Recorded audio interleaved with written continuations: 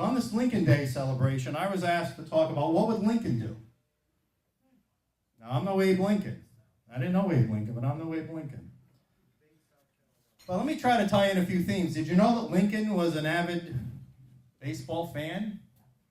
In fact, he even played baseball pretty regularly. In fact, there's a story they tell of Lincoln playing baseball in Springfield, Illinois, when a group arrived to tell him that the Republican convention in Chicago had just nominated him for the presidency as the Republican nominee.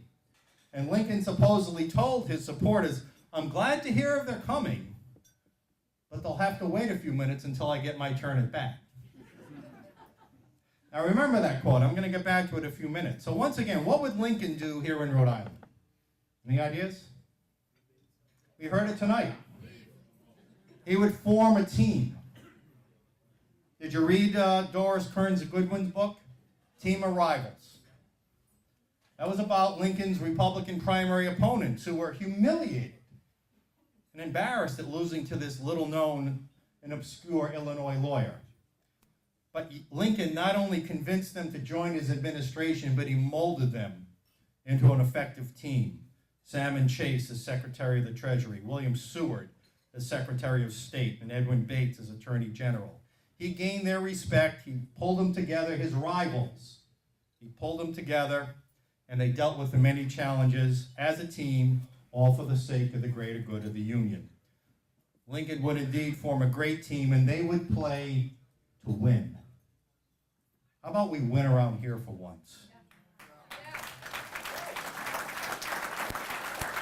They won a war, they won re-election, and they won freedom for slaves.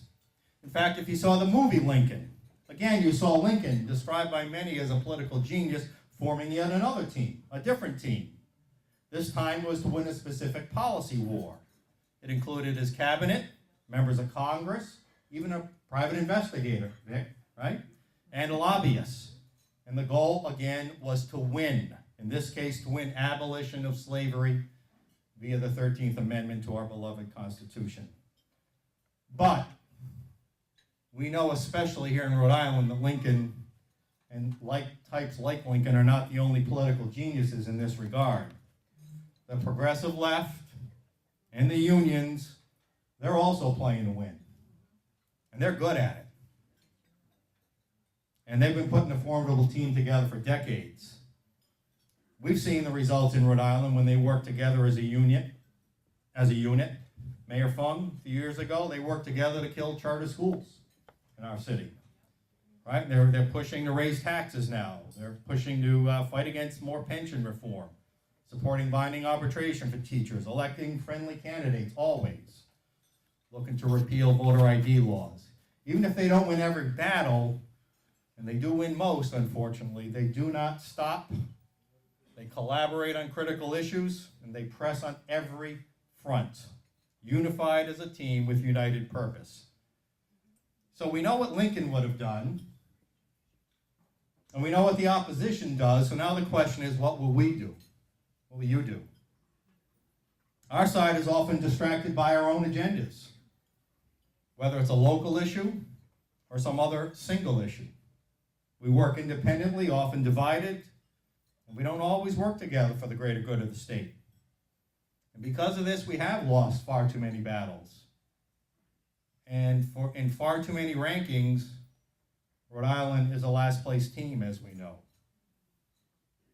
4 numbers think of right now: 50, 50, 50, and 1. You know what they are, you've heard them. We're 50th. Depending on what index you look at, we're at or near 50th in unemployment. We're at or near 50th in population growth and out-migration to other states. We're at or near 50th in business climate. All because we're number 1 in redistribution of income policies, which means we tax and tax and tax in order to give to the special interests. That makes our state, think about it this way, the most anti-free market, anti-jobs, anti-family state in the entire nation. That's why nobody's at that table. We need a new strategy, as you've heard tonight, and we need a new game plan. We need a team approach to win. What does winning look like, though? Do we even know? Do you know? Who will provide the vision and leadership that will lead to renewed opportunities and prosperity for our citizens? Well, let me tell you first what losing looks like from our point of view as a policy think tank. What Lincoln wouldn't tolerate. Rhode Island has the highest unemployment rate in the nation, yet our political leaders do nothing about it. Nothing. There's no plans out there this year, other than our plan, which we'll tell you about in a second. We're the worst ranked state in terms of business climate, yet business leaders say nothing. The chambers, business leaders, nothing. Losers. We have one of the highest state and local tax burdens in the country, yet citizens remain silent too, and we have no one to blame but ourselves.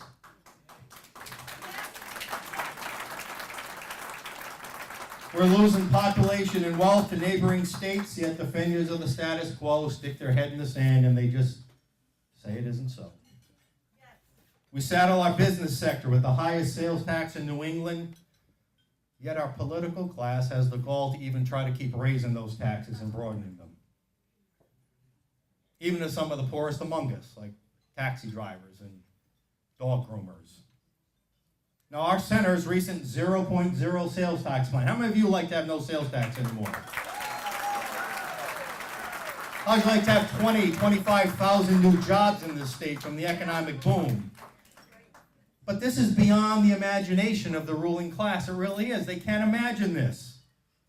And as expected, the left, the unions, the political class, and the poverty advocates have all lined up as a team, unified, to fight against the only significant major policy reform that's out there this year. We have bipartisan legislation in both chambers on this, but I don't know if it's going anywhere. We'll see. Now, so in the face of this all, again, I ask, what will we do? Well, you wouldn't be surprised to know that we're not the first state to think about this. I'm sure Colonel West has been to a number of other blue states as well. But did you know that there is a winning strategy? Did you know that change and reform can take place and that it is indeed a team strategy? This strategy involves a coalition model that has been active in states like Wisconsin and Michigan for many years. Who would have thought 5 years ago, think back, that Wisconsin, the home of unionization, would have such massive collective bargaining reforms?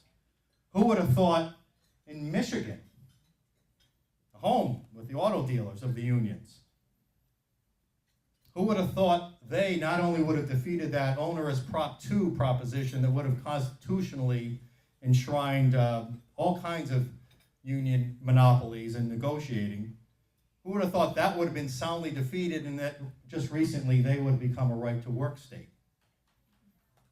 Who would have thought, right? Scott Walker, recall elections.